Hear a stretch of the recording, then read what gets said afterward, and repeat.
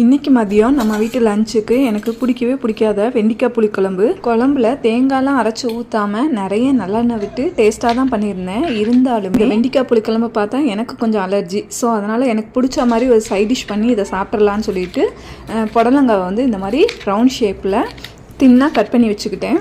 இதை நல்லா க்ளீன் பண்ணி எடுத்துகிட்டு இதோட 2 ஸ்பூன் வந்துட்டு கார்ன்ஃப்ளவர் மாவு, 1 ஸ்பூன் கடலை மாவு, 1 ஸ்பூன் அரிசி மாவு, கொஞ்சமாக தனி மிளகாய்த்தூள், தேவையான அளவு உப்பு இதெல்லாம் சேர்த்து நல்லா மிக்ஸ் பண்ணி விட்டுட்டு தேவைப்பட்டால் கொஞ்சமாக தண்ணி சேர்த்துக்கலாம்.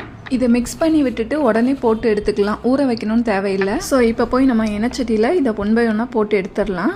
மொத்தமாக போட்டு எடுக்காமல் இந்த மாதிரி 1 by 1 பிரித்து போட்டோன்னா இந்த புடலங்காய் சிப்ஸ் வந்து பார்க்குறதுக்கும் சாப்பிட்றதுக்கும் ரொம்ப நல்லாயிருக்கும். ஸோ நீங்களும் உங்கள் வீட்டில் உங்களுக்கு பிடிக்காத மாதிரி குழம்பு செய்யும்போது இந்த மாதிரி டிஃப்ரெண்ட்டான சைட் டிஷ் ட்ரை பண்ணி ஹாப்பியாக சாப்பிடுங்க ஃப்ரெண்ட்ஸ். நன்றி. வாழ்க வளமுடன்.